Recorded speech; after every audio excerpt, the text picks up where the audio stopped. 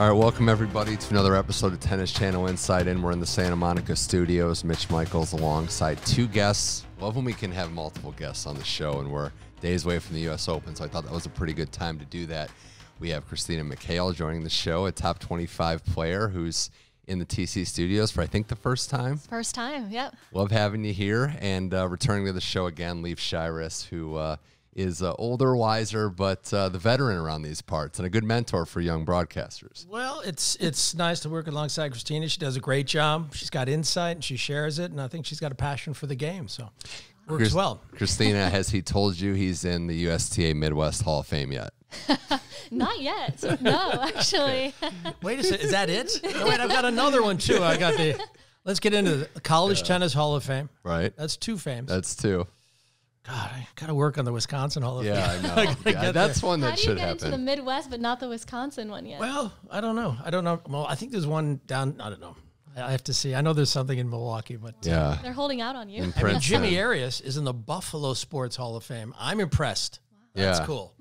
Yeah, that's a real sports town. No, and it does show you too, because moving away with tennis players and how impactful your career would be if you're in that Hall of Fame from where it really started. So I think you'll get there to Wisconsin. I know Princeton honors you as well too, so you got to throw in the Ivy League. When you can. I hope so. It's fun. I mean, today's my birthday. Oh I was saving it. I'm sorry, but Wilt Chamberlain. I know. It was his birthday was also August 21st. Wow. And people were saying that Wilt Chamberlain was the greatest athlete who ever played the sport. And I'm so much like Wilt when it comes to my tennis.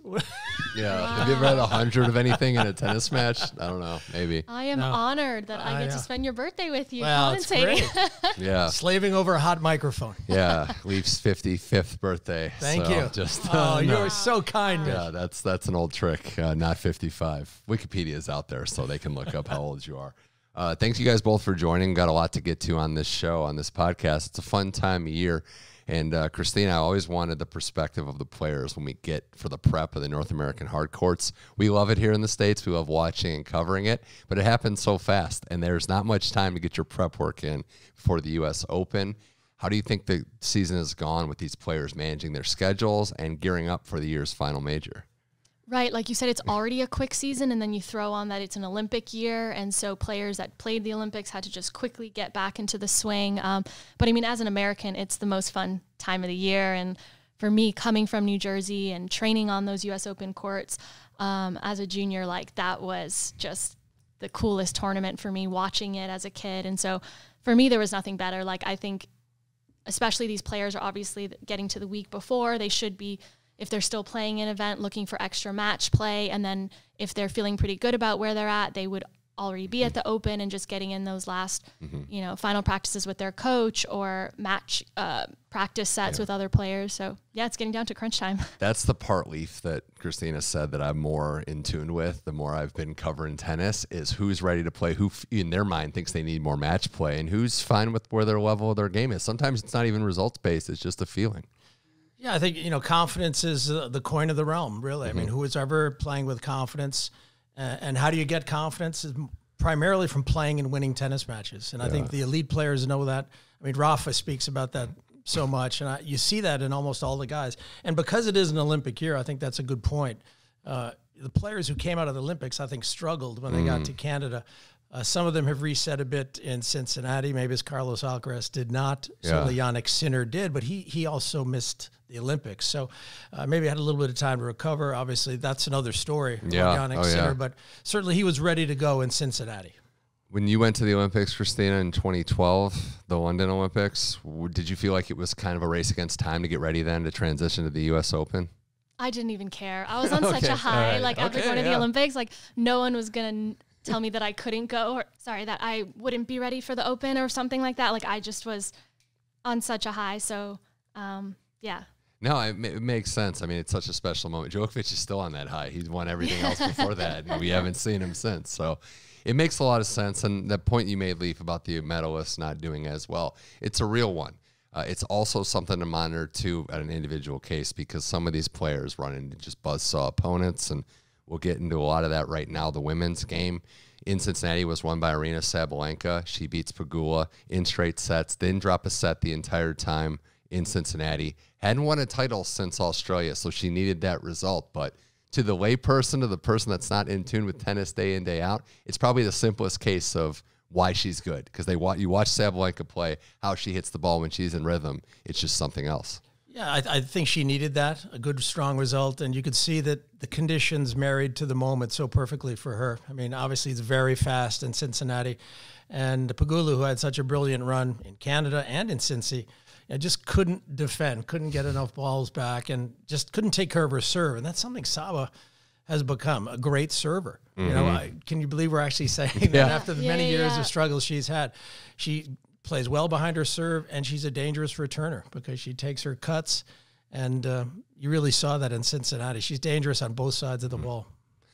Fastest court, I think they measured at this year, and I know that plays into what she can do. Yeah, that's what the court. I don't know how they US determine. Open or no, Cincy? They measured the court index, and I heard Fritz and Medvedev, I don't know if it was them or their people, say it's fast, but not quite as fast as Cincinnati at the US Open. I went to Toronto a couple days this year to help the WTA with a new member program, and I got out on the courts and I hit, and I was like, this feels pretty quick. So then if Cincy was even quicker like that, would suit Sabalenka. That was the chart. I mean, that was a graphic we flew. I'm not going to throw anybody under the bus, but it did say that Cincinnati was playing fast. And yeah, there's conditions that help certain players. There's also just players in Sabalenka's case where Christina, we've seen her play. We've seen what she can do. But handling the mental side of the game and also getting back healthy. She had been dealing with some injury issues. I thought going into D.C., then Canada, nothing really bad about her performance. She just needed the reps, need to get in form. Well, here we are, and she is in form. Exactly. I think it was really smart that she played DC. She lost in the semis, but like it was a good couple matches, and then she carried that over into Toronto. I'm sorry, into Cincy, Toronto and Cincy.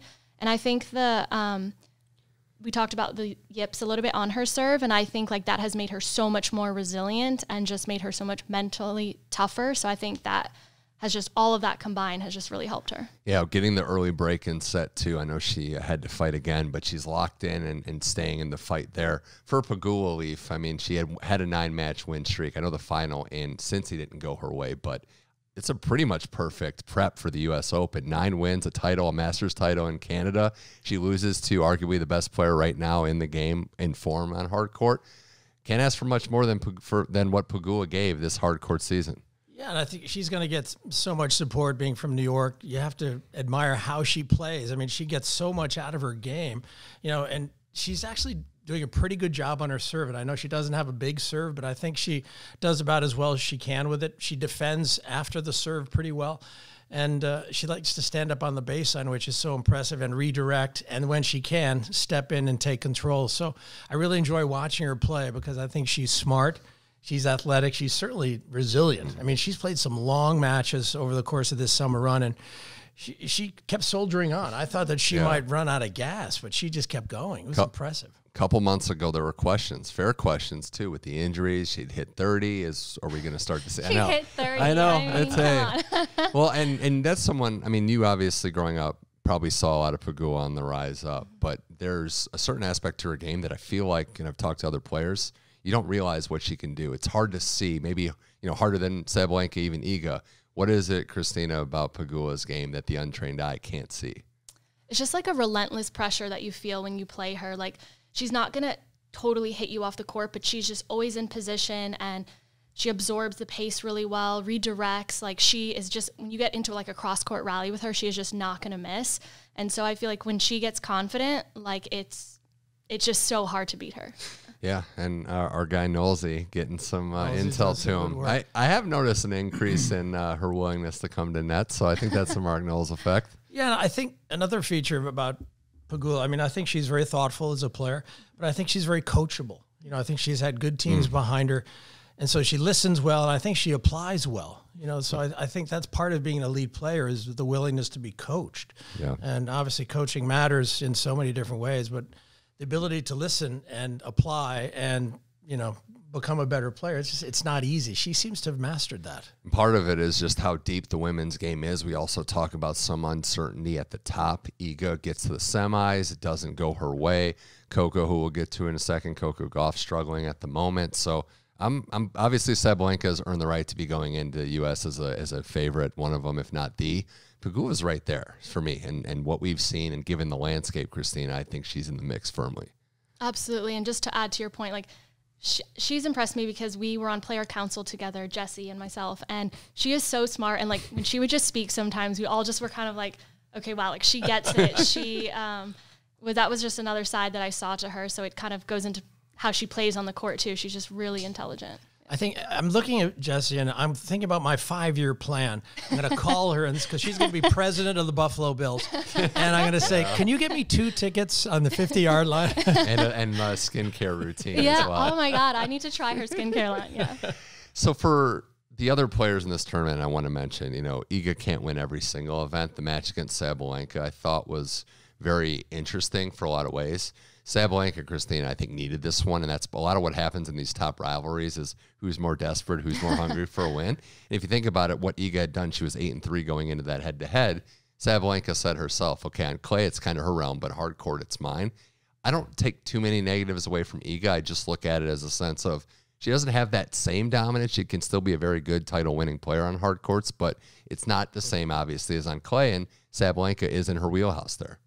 Right. And if Cincy is as fast as everyone was saying, then that kind of makes sense a little bit, that result. But I mean, Iga's obviously won the U.S. Open before. She's a contender in every still event that she plays. So it's honestly going to be really exciting to watch. Yeah, I think Iga's game, I mean, we talked about it a lot and deservedly so given what she's already accomplished. But taking time away from her, whether it's the courts or her opponent, is probably a key to doing better than at Roland Garros, where she can just set up shop and annihilate the competition. Yeah, I mean, tennis is about time in a lot of ways, and you give her any sort of time, something that Saba's not going to give her. You're going to be doing the running. You're going to be doing the defending.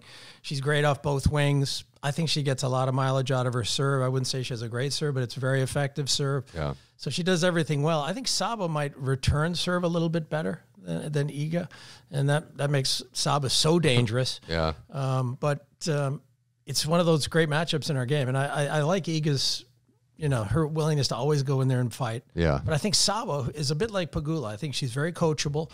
I think she listens to her coaches because she's transformed herself right into this player who can deal with adversity. She served for the match, got broken, then broke right back against Pegula and closed it out at 6-5 in the second. So you have to like that sort of resilience when she does make some mistakes. And when she does get tight, she, sort of regroups. I also think it's worth saying for Iga, she still is, even on hard courts, someone that hasn't had a lot of what you would call bad losses. It's taking these top players beating her. And even Ostapenko last year at the U.S. Open, a tougher matchup, still a very good player. It's not like she's mixing in duds in there. So, which unfortunately, and to be fair, it's more than you can say right now for where Coco Gauff's game is. She loses to Putintseva, again, a quality player, Christina, but that's 5 straight losses to top 50 players. Clearly, there's things that aren't going right mentally. The forehand has been talked about a lot, and there's reason to criticize that as well. But where would you put where Coco is going into the U.S. Open, where she has a title to defend and a lot of points to defend? Right. It's obviously, a little bit of concerns for her and her team. I just think it's a lot of pressure, going in as the defending champ to a slam for the first time and, playing Olympics and not having been able to play a full schedule and coming from there and the fast courts right away. And so I just think it's kind of been a little bit of like a perfect storm there. But totally not counting her out completely. No. But I just think, it's a lot of pressure right now. She just needs, and it's like cliche, but she needs some wins. Like she needs to get some momentum going. She has absolutely zero right now, Leif. So starting with round 1, just getting any win under her belt is going to be a step in the right direction. Yeah, I think so. And I think it's going to be also, the story is going to be told a little bit by the conditions. How fast are the courts going to be in New York, and how fast on Ash, where she'll probably play her first match. She's probably not going to be on Armstrong. So, there'll be some big moments there and dealing with the pressure. Can she play her best tennis again under tremendous pressure? Lots of eyeballs on her. I feel like, she's got to get her serve right. I think things will fall into place if she can have a high first serve percentage because she returns well. And obviously, she's going to make her opponents beat her, and that's never easy to do. So I look for her to play better than she did the last couple of weeks. I mean, I was going to say, she'll have the crowd tremendously on her side every match she plays, so she can kind of lean back on that. Yeah, absolutely. Even in the Cincinnati loss, they were just silent. They were waiting to cheer. So if you give her a reason, I don't want to speak into too much that I don't know, but the forehand's been an area of concern. And we talked last year, I think it was yourself and Jan Michael Gamble on this show about ways to manage it. But it hasn't gone good. And do you see anything technically that she could do, at least in the short term, to give herself a better chance? You know, she played so well on that wing last year. I mean, against Sabalenka, she was under tremendous pressure, and she was always able to get the ball back, play it deep, play with a lot of spin. I always feel it can be tricky for a player when you do have an extreme grip, because you are sort of trapped in that same sort of spin production all the time. So you always have the ball bouncing up high. And for some of these taller players like Sabalenka, like Rybakina, they like that ball up there. So that can be a tough ask. And I think, you know, she does have to learn more because of that extreme grip. So when she transitions or plays a drop shot, it's a dramatic grip change that she plays. When she's at the net, again, a very dramatic grip change. So I think, you know, the more comfortable she can get with those moves, and again, confidence is such a key, I think she'll be in a good place. I mean, she's got one of the best two-handed backhands in the game and a wonderful all-around game. So those parts are important too. We'll see what ends up happening. She is in New York, ready to go, trying to defend her title. Final notes on the women in Cincinnati. I just want to shout out players that did well. Paula Badosa back in the mix into the semifinals. Good to see her back after winning DC and having a nice little run in Cincy. And then Mira Andreeva gets to the quarterfinals, gives Iga a tough match. So 2 players to watch at different stages in their career, Christina, but definitely appear to be factors going forward. I think it's such a nice story to see Paula back playing some good tennis after, you know, all those injuries, and like she looks like she's enjoying the battle so much. I think I heard her say in an interview that she's enjoying the suffering part of being back on court, and we all know what that feels like when you're in the middle of a battle and you have to try and find a way to enjoy that suffering. So I just was really happy to see her playing well again. She plays with great power. You know, she's a very powerful baseliner. And again, confidence leads to good things, and you saw that in DC. She came through some tough moments where she wasn't at her best, and if you can win matches when you're not at your best, that can lead to bigger and better things. She won the tournament, played well in the thousands, so it's a really good time for her. She could be one of those dark horses coming down the second week. You just don't want to play her on a quick hard court. Backseated, so that's good for maybe everybody, which is good. More with Christina McHale and Leif Shiras here on Tennis Channel Inside In, a couple days before the U.S. Open, final hardcore preparations. The biggest story in tennis going on right now is the Jannik Sinner saga as he gets ready to enter the U.S. Open after winning Cincinnati. We will get to the tennis in a second, but I just wanted to mention on this part because there's a lot of reporting out there given the case as we know it. He tested positive for that clostebol substance that is legal over the counter in Italy. Came out through a tribunal that he had, that the physio had it on a cut on his finger through a massage, and it was non-negligence on Sinner's part. So he did not get any fine or anything like that. He lost his ranking points and his prize money from Indian Wells where it was found. The biggest thing to this story, Christina, I know there's a lot going on, is that it was in secret. And, you know, I know why players are speaking out saying, is this the new norm? Should this have been done this way, or is it preferential treatment? I kept going back to the same thing, and is this progress or is this special treatment? So I'm for anybody getting their name cleared and not being punished for things that they didn't do negligently or not. But you got to wonder, because the players are wondering, is this a number one player getting special treatment? The whole situation is just unfortunate. It's just a tough question. It is. I understand why players are bringing up that question, like why was it kept, secret, and he was allowed to keep playing, and it's just, normally I feel like when the tribunal decides, like they're not supposed to know like who the person is that they are analyzing or the situation. So I would imagine that was the case here. So there shouldn't have been any preferential treatment. But yeah, it's just such an unfortunate situation all around that this is happening, and it just creates, And I get it, because again, I'm taking the tribunal at their words. He didn't do anything wrong. He's fine there. But we've seen in the past where players who have been suspended, lost years and money of their career, lesser ranked, were eventually exonerated, and they'd have nothing to show for that time apart. So if this is the new standard, I'm totally fine with it. I mean, he was suspended, Leif, in Madrid during media day, and no one knew about it, which is a little weird about it. But again, I don't think anything, cheating or nefarious went down. It's just, I get where the players are coming from, especially those that have had their livelihoods taken away unjustly. Yeah, I mean, it sounds to me like it's institutional protocols that need to be squared away, because I didn't understand it. I feel that, I think he appealed the provisional suspensions, right? And so that allowed those findings to remain confidential.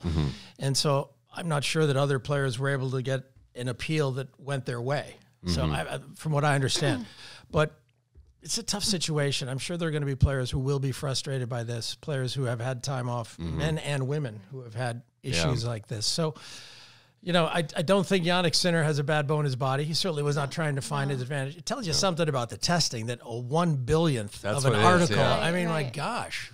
Should that even be considered? I know that. And I brought up the Italy part. It is readily available without a script over the counter, which is not how it is virtually everywhere else. So the last thing on this before we get to the tennis is, do you see this as maybe a distraction? Not that, again, it's anything nefarious, but could this distract or kind of get in the player in Sinner's head going into the major? For sure. I think it's a distraction, you know, for the sport in general. And like we said, we're not, you know, questioning what happened there. It's just unfortunate that this is what we're talking about instead of the tennis right now. Right. And you know, the first question he's going to hear, right? He's going to have at least a half a dozen of those, and he's going to have to get through that. And that's going to be tough for him, because he's going to have to, you know, sort of defend something that he feels that he was not guilty of. Right.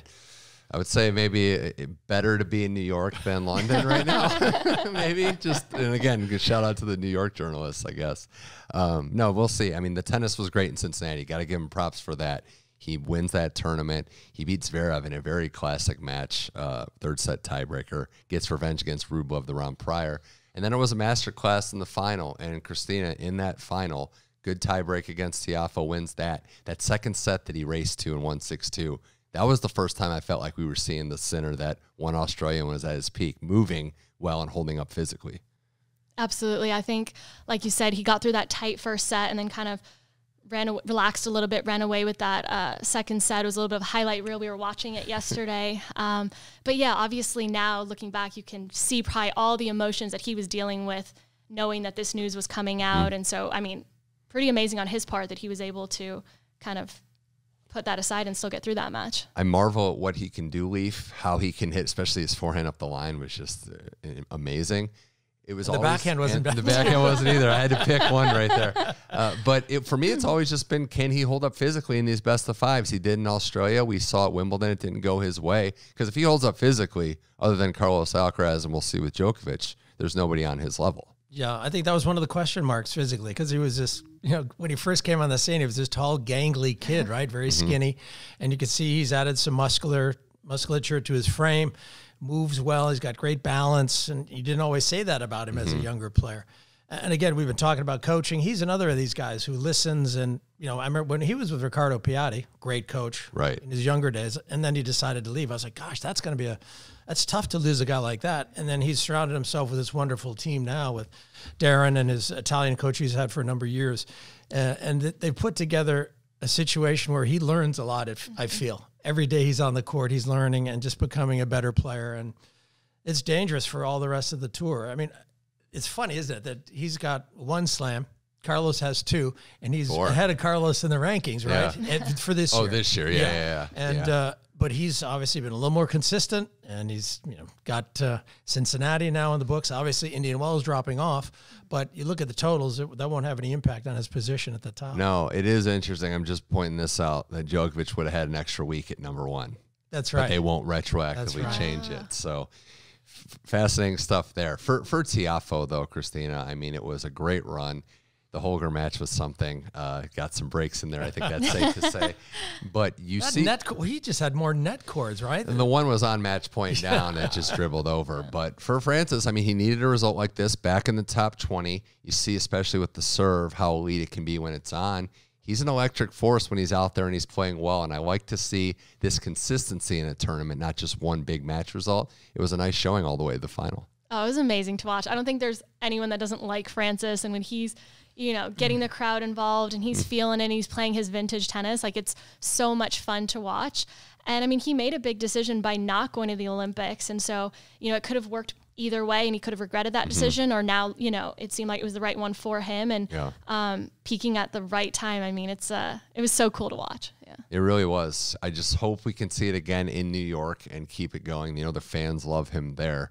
The consistency is the other thing with Tiafoe. And what I loved about this week in Cincinnati, all credit to Sinner in the final, there was not any of those blip moments. There weren't any of those 5 lackadaisical moments in the course of a match that has been doomed him in the past. It was very grown up and mature. Yeah, I mean, he's sort of that perfect marriage of entertainment and sport, right? Because he brings a little of that to the table.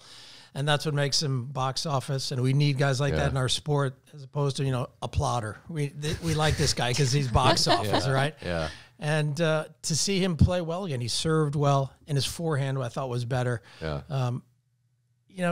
Again, he's a great player. He should be, anywhere in the top 20. And again, knocking on the door of the top 10. So I think he's put himself where he wants to be. David Witt, good addition to his team. I did like that because he's like the most chill guy, and I think that's maybe what Frances needs sometimes. But I think also he was getting away from what he always did so well.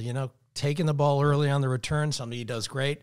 He was spending too much time in the back of the court, I thought, from what I saw when he was struggling. But when he was playing well in Cincy, the fast conditions allowed him to come in more, play those touch volleys that he has. I mean, I think he's got to impose himself that way, and I think the results showed. Well, it was phenomenal. We hope he gets going. Also, 5 American men and 5 American women in the top 20. 96 was the last time. It's crazy. I think the women was top 15, was it? It is top 15. Yeah, I got to give top the 15. women a little more props. The stat was top 20 at the same time. But yes, they are carrying the weight, so to speak. Other players that didn't do so hot in Cincinnati at the top of the game. I mean, we saw Alcaraz have a meltdown, which is rare. And again, I get it. Tennis, as you guys both know, is a frustrating game, but very odd to see Alcaraz kind of snap like that and smash a racket against Monfils. I think his mind was a little bit on the Olympics and losing that gold medal. The post-match interview, how he cried like that, it just showed how much it meant to him. So I think it was surprising, but at the same time, I could kind of see that he was still recovering from that loss. I agree 100,000%. That's exactly what I thought too. It was, what did that match take out of him? Yeah. The worst loss he suffered in his pro career, and how much Spain means to him. It's going to take him time. He'll get there. He'll reset, but it's not an overnight thing. Yeah, I think so. And again, the conditions were so rough for him in Cincy. He went from, heavy clay, long physical points to, that was like a pea shooter atmosphere, right? The balls were flying, the court was fast, and he himself said, that was the worst I've ever felt on a tennis court. I just didn't have any feel for the ball and the conditions. And he said too, it was one of the worst matches I've ever played. So, it was a tough way for him to make the adjustment off of a clay court like that and a moment like that. So I'm sure he'll get it right. He's again got a good team around him. He's got a good head. And he's super talented. It's a nice combination to have. Certainly can bounce back. We've seen it before. The other thing I have is, what is happening? What's going on with Daniil Medvedev? Because this is like a thing now. Like, this is 2 early losses in tournaments that he's won before. You got to ask the question now, like, is he in a funk, and how can he get out of it in the next couple of days? I mean, I think he'll regroup as well. I think he likes playing in New York. He likes kind of that banter with the crowd a little bit. But yeah, in his standards, he's in a little bit of a funk. It's not the results we expected from him. But he did come from the clay. He played, so there's some factors there. I think 3 out of 5 will help him. 2 out of 3 can be very unforgiving. If, you lose a set here or there to a young challenger or a player ranked below you, that might be all it takes. 3 out of 5, though, is a tougher proposition. He's a very tough player to beat in 3 sets. So I think he's going to be in a better place when he gets to New York. Obviously, he's won there before, right? So he's never won, right, in the same city, right? That is true. It's pretty weird, right? What it is. It's like 20-plus titles, and they're all in different cities. Maybe in the Big Apple, that's where he can clinch a second for the first time. I thought that's what would happen. He would do it at New York or somewhere big, and not, crazy. I mean, I think the conditions suit him. I think he likes a fast court. The ball comes into his racket. He can redirect. He, the return position, gets a lot of balls, keeps the game in front of him. I mean, it's all good for him. It is. 3 out of 5.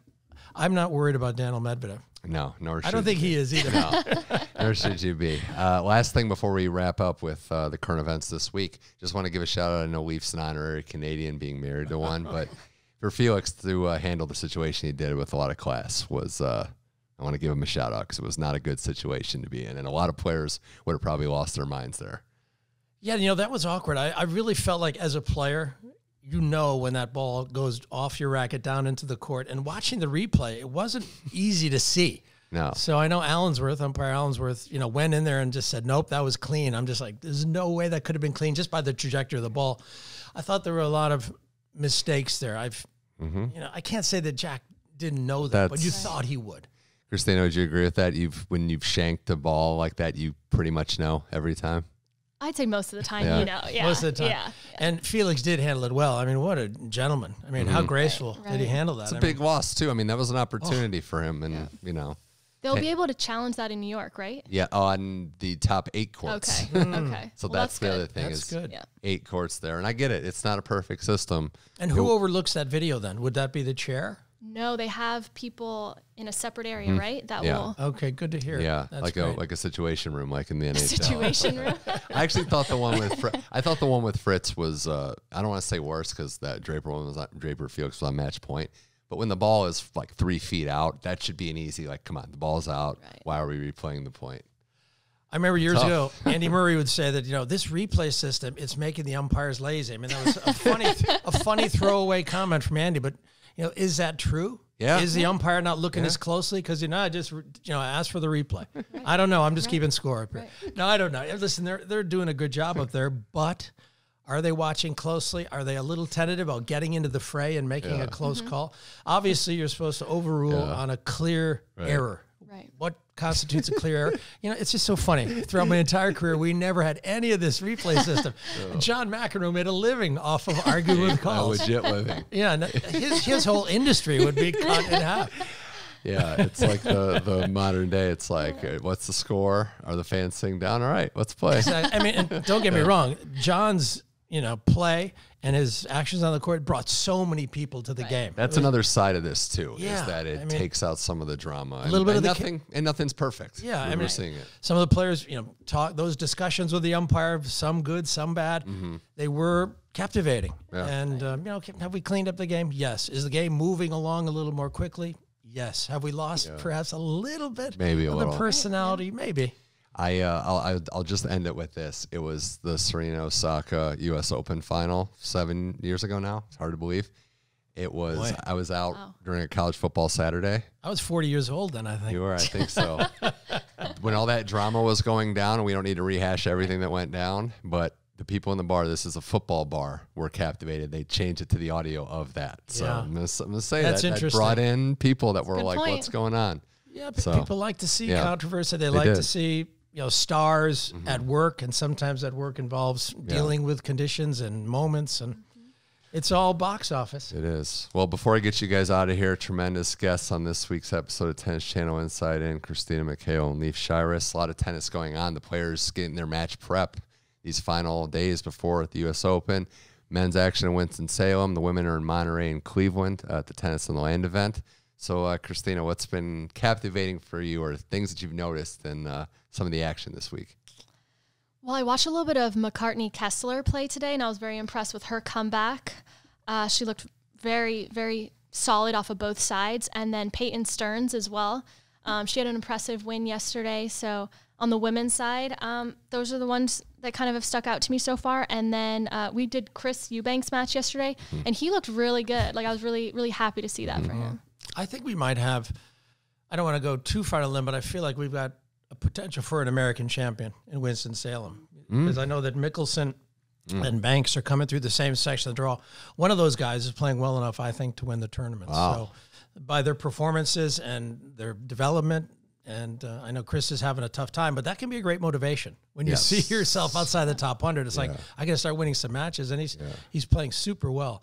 And I like Mickelson's game, good young player. And I think one of those two is going to have a big week. Yeah, Eubanks getting into some return games in that match last night against Gaston was great for his confidence. Kessler, great pick. Saw her in Cleveland up close and personal, and she's somebody, the former Gator, that's starting to build in her career. Got that top 100 and is feeling pretty good about her first U.S. Open. There's some other interesting subplots, too. We saw Danielle Collins lose early first round. I know she's going to the U.S. Open for the last time, so maybe looking a little bit ahead to that. Not really the biggest fan of the environment there in Monterrey, but it is always fascinating to know who's locked in to go all the way and who maybe gets what they need out of the prep time without necessarily gunning all the way for the title. I think Danielle's such a unique player that no matter what form she has come into a slam, she is dangerous no matter what. She could have lost, had the previous week and not, played very well, and then she will just light it up at a slam and, some of the tournaments we've seen this year as well. So I don't think she's going to be too worried based off of that match. Yeah. Also want to say too, Sophia Kennan's looked pretty good recently. She looked like she's in more rounded into form, and I think she could be a player that, given where her ranking is, could make a move. The top seed in the Cleveland events, Beatrice Haddad Maya, somebody that I think if her serve's on with the power that she has could be pretty good. So lots of like, Leif. There's a lot going on. Yeah, I think, the women's field is very competitive, but I think there are opportunities for big strides to be made. I mean, Danielle Collins, with the weapons she possesses, the attitude, the confidence, and man, you don't want to see her in a third-round match if you're, one of the top 8 seeds. Or in the locker room after if you slighted her on court. You definitely don't want that either. She really should have played hockey. Don't you think? Combat sports. She would have been tough in the corners. It, though. I mean, it's the fearlessness, and you need that brash confidence out there when you're dealing against world-class Hall of Fame level talents. You need to be fearless out there.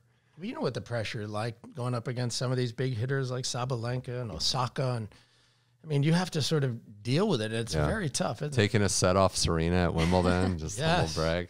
I feel like the top players or the big hitters are also moving so much better too. Like when I first started on tour, you kind of had players that hit big, but then you could expose their movement. But now, like, that's not so much the case. Everyone's, working on their fitness, their small little steps. And so it's tougher. Yeah. Yeah, it certainly seems that way. Well, the last thing I want to wrap up with, U.S. Open qualifying is underway. We're also getting to see more of the fan experience now. And Christina, you were, from the area. They always say, go that week, go to qualifying, go to the fan events. It's the best ticket in town. And I know you'd most likely agree with that. Mm-hmm. Oh, I mean, I think the first time I went to the U.S. Open, I was 10 years old and just fell in love with the event. And I couldn't get over how many activities they have this, year at Fan Week, and you can go and watch the practices on Ash and all the stadiums. Like, it's at a whole nother level from when I was a kid going to watch Qualies Week. So, I mean, it's incredible. It's probably the best ticket in sport, right? To see all these great players playing the qualies and then getting access to some of these wonderful, things that the USTA offers. It's great to be a part of it. American tennis, we're representing it. You guys have done a great job. The next generations, Leif, it's like 4 or 5 generations after you, but still. So long ago. Well, I remember we were playing at the old, when they had all the airplanes flying overhead, and it was loud. I mean, before Mayor Dinkins rerouted the flights, I mean, you couldn't believe how loud these planes were, hundreds of feet over your head. I mean, how far the event has come from those rugged days when it was hot and steamy and noisy, and boy, it's something special now. Well, special to see. Christina McHale, thanks for joining the show. Always welcome to talk Thank you for tennis. having me. Thank you. And Leif Shiras, happy birthday again. Thank you. Spending your birthday doing what you love best, calling matches and talking to me. So thank you for that. You got it, man. Appreciate you both.